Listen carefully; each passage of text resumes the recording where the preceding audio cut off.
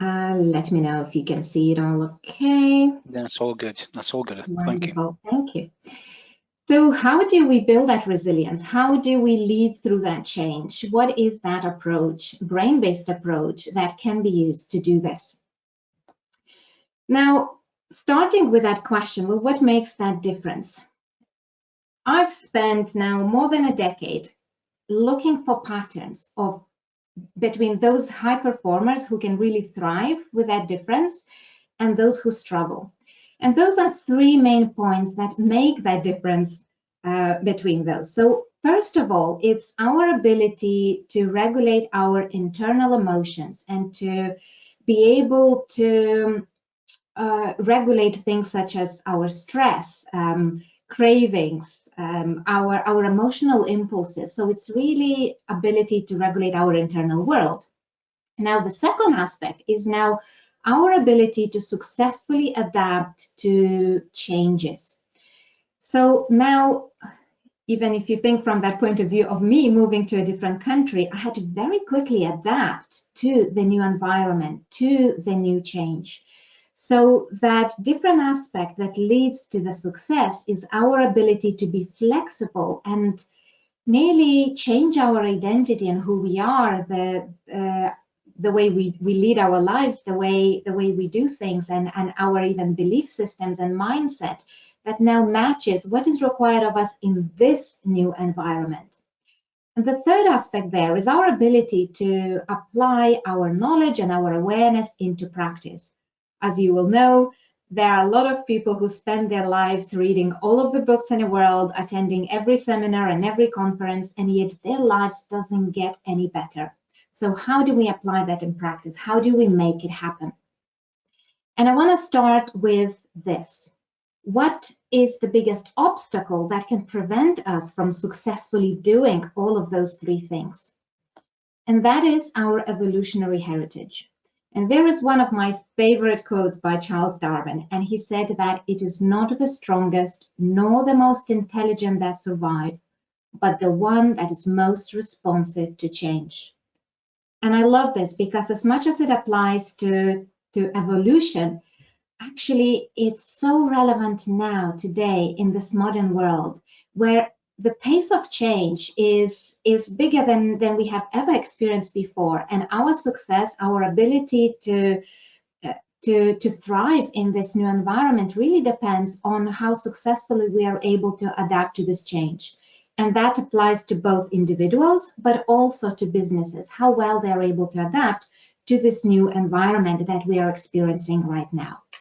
So what do we mean by this evolutionary heritage and successful adaptation to that?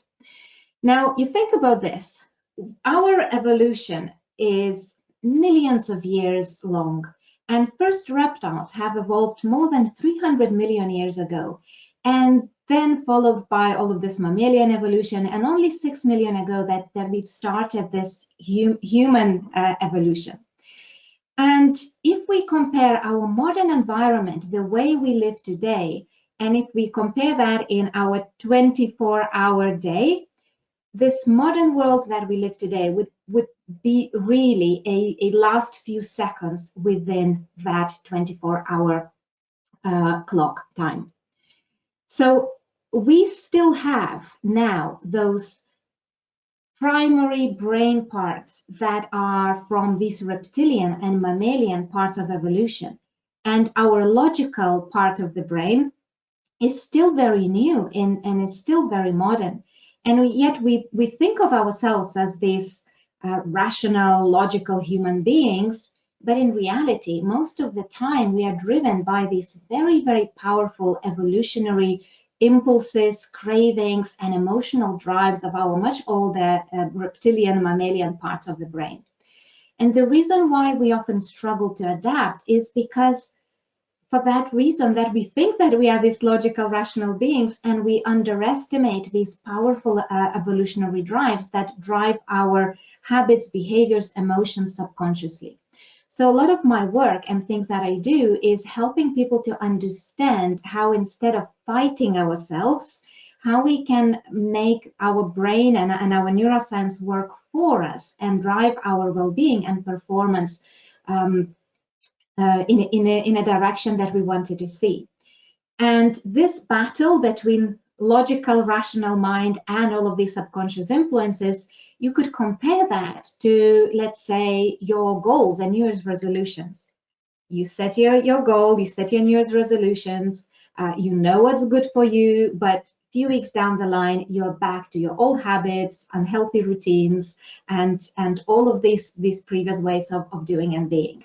Because again, we set the goal with that rational part of the brain, and yet we are not considering all of these other drivers and evolutionary needs that drive our performance.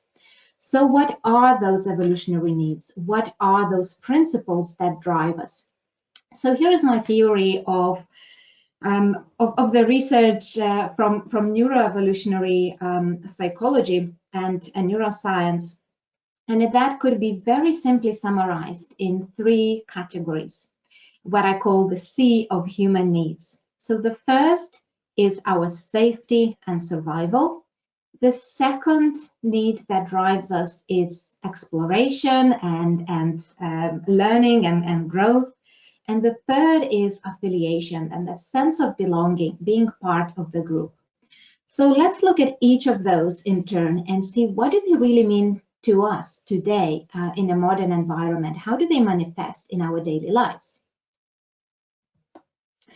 So safety, it's really all about psychological stability. It's all about our sense of routine, familiarity, predictability, knowing what is expected of us, knowing what it is that is going to happen tomorrow, having certain level of routine that we know where things are, having even physical surroundings that are the same gives a sense of psychological stability. So on one hand, we want that safety, we want that familiarity, we want that stability. We want to have a clarity of expectations that we know what's going to happen tomorrow in order to develop that psychological stability. But on the other hand, we also want this exploration and that personal development. Now, what this means that we are always curious to learn new things. We want to explore. We want to challenge ourselves. We want to feel like we are not stuck. And if we feel stuck, then that prevents us from being competitive, from evolving, from contributing, from learning and growing.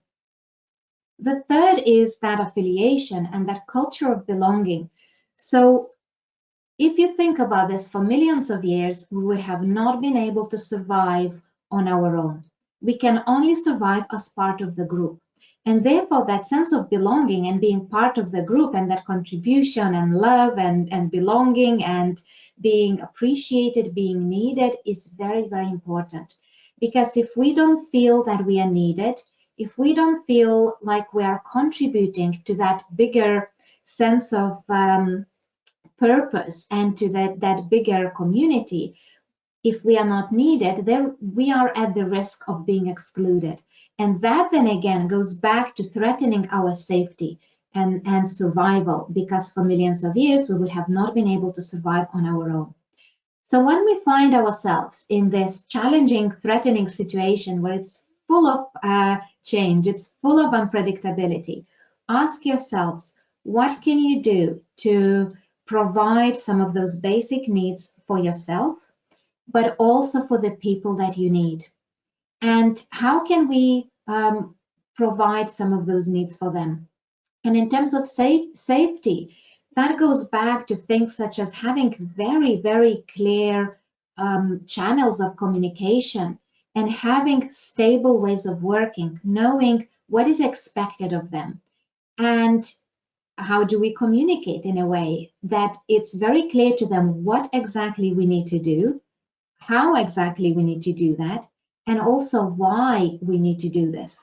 So it goes back to that bigger purpose of making a contribution to the community, to the organization that we belong.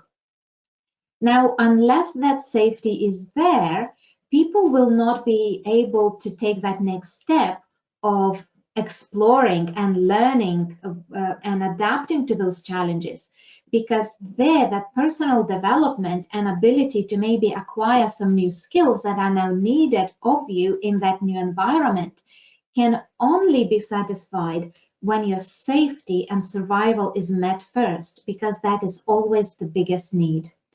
So it's very, very important that first we create that psychological sense of safety and stability, and only then we look at what are those new skills, what is that new support that is now needed for that person to successfully adapt to this new challenge, to this new situation. What specific skills, what specific knowledge, what specific mindset and beliefs we need, and what emotions as well we need to create for them to feel safe.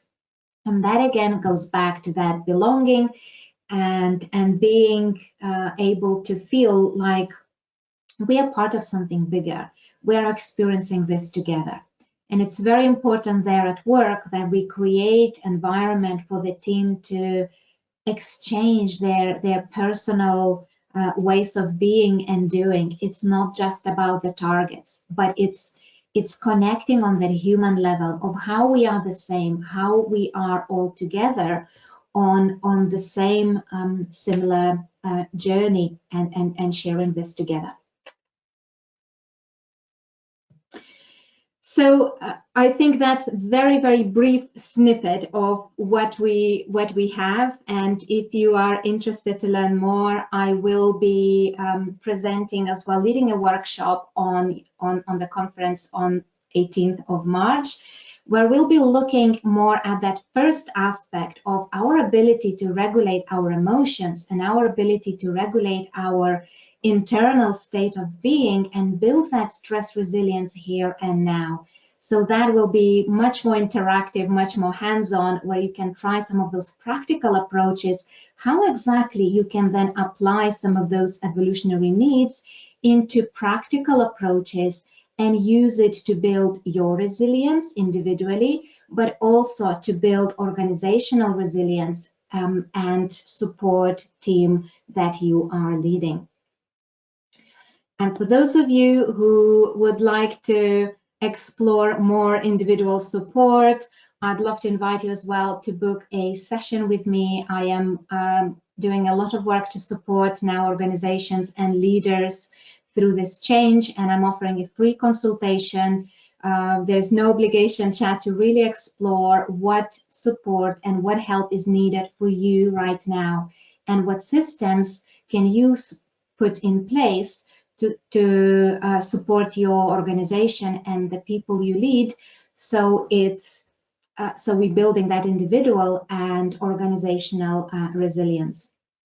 And if you have more questions, I'm aware that this is a very, very brief introduction to very, very big topics. So you're welcome to find more information and more resources on my website, which is elitemind.co.uk. And you're welcome to connect with me on LinkedIn, and I'm more than happy to answer any of your other questions and any other comments that you might have. So I'll stop sharing now, and I guess I will open up to any of the questions and comments that you might have. Thank you, Evelina. That's fantastic. And again, you know, this kind of content resonates with me. We talked about it earlier about having the time to discover stuff like this, and certainly over the last few years I've been lucky enough to do that. And there's a few books out there. You would have seen these, read them probably. Certainly one for me, right? And this is my own story, right? Starting in this organization, there's an awful lot of travel, and much of that is done on planes. And at the beginning of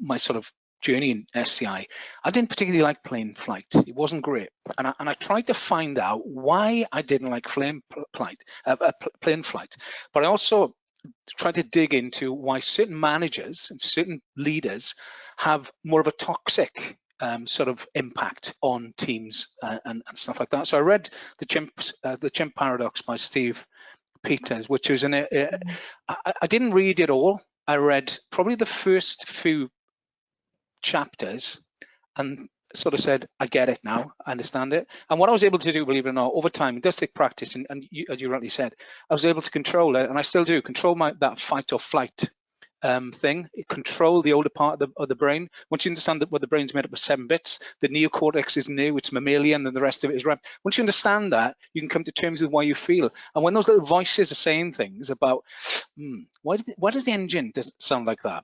Why are we flying upside down? I don't know. You can control it. It was revelational, because I think that seeps into then how you act in every part of your daily life. So that's really, really interesting. And I think I've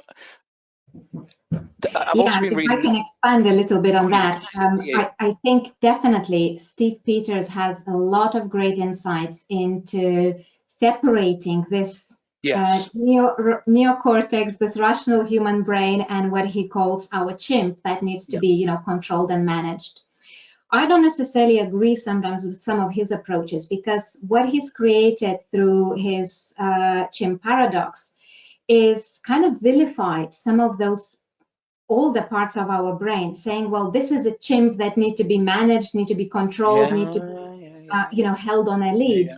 And from aspect of being able to manage our emotions and being able to regulate our stresses, there are a lot of helpful techniques there. However, it sometimes can be taken to a bit too extreme level, where it's saying, well, the human part is the good one, and the chimp brain is something that is not good. But in reality, if you think about this, 95% of who we are is that chimp brain, is that evolutionary, reptilian, mammalian part of our brain. So it's very important that instead of looking at that as our enemy that needs to be controlled, how can we befriend it?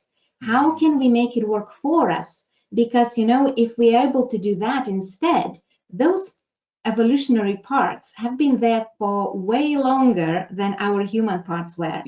So the real magic in your performance, in your ability to lead, in your ability to connect with others, really happens when we understand how to work with those parts of the brain rather than against it. Yeah, and I couldn't agree more. I think it's there for a purpose, absolutely. And I think, if you rationalize that, if you understand it and rationalize it, it's certainly honestly revolutionary for me. And I wish I'd known. They don't teach you this, when you're coming through primary school, and they don't teach you this stuff, and you grow and anyway. But yeah, I love the stuff around so that Maslow's you talked almost about Maslow's hierarchy in there as well, which is really cool. And also about the affiliation community. And I've been reading again about Alfred Adler and his approach to community, what community really is, and it's everything, and it's such a powerful thing. I think we're almost done. I could again ask loads of questions. We've not had anything come through, but thank you for that. I'm certainly looking forward to meeting up again this March, and hopefully if I get a chance being part of the workshop as well. So thank you very much, Evelina. It's been great to have you here, and we'll see you very, very soon. That's great. Thank you so much for having me here. Thank you. Okay. Bye-bye. We're going to move on then. We're going to welcome next Kirk Weisler, and Kirk is president of Team Dan.